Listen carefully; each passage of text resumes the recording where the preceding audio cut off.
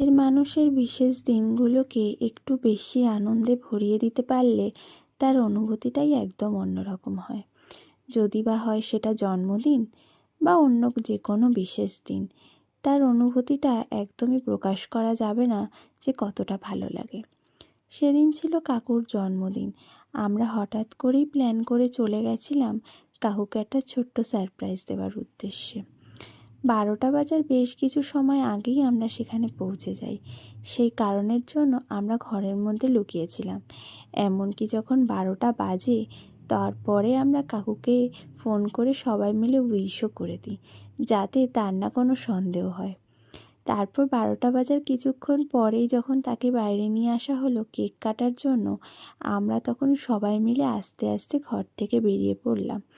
আমাদেরকে দেখে তো কাকু বেজায় খুশি। তার সেই হাসি মুখটা দেখেই আমরা আনন্দে ভরে গেছিলাম। এই ছোট ছোট সারপ্রাইজগুলোই তো স্মৃতি হয়ে থেকে যায়।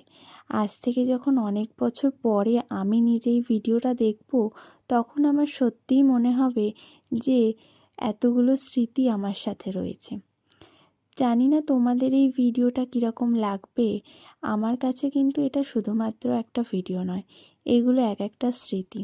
আর আমি সত্যি কথা বলতে নিজের কাছে এই স্মৃতিগুলোকে যত্ন করে রাখবো বলেই এই ভিডিওগুলো বানাই। এছাড়া আর কোনোই কারণ নেই, এটা আমার ভালো লাগে। তারপর দেখো, আমরা সবাই মিলে এখানে একটুখানি কেক খেলাম, বেশ মজাও করলাম। অনেকক্ষণ সবাই মিলে গল্প করলাম। আর এই কেকটা জানো তো নিজের হাতে বানিয়েছিল আন্টি। আর এদিকে দা ভাইও নিজের হাতে পায়েস বানিয়েছিল, যেটা কাকুকে খাইয়ে দিল। তারপর সবাই মিলে আমরাও একটুখানি কেক আর পায়েস খেয়ে নিলাম। ব্যাস, বেশ সুন্দর করে কাটলো দিনটা। তোমাদের যদি ভিডিওটা ভালো লাগে তাহলে একটা লাইক করে দিও। তোমরা ভালো থেকো, সুস্থ থেকো। দেখা হচ্ছে পরের ভিডিওতে। রাধে রাধে।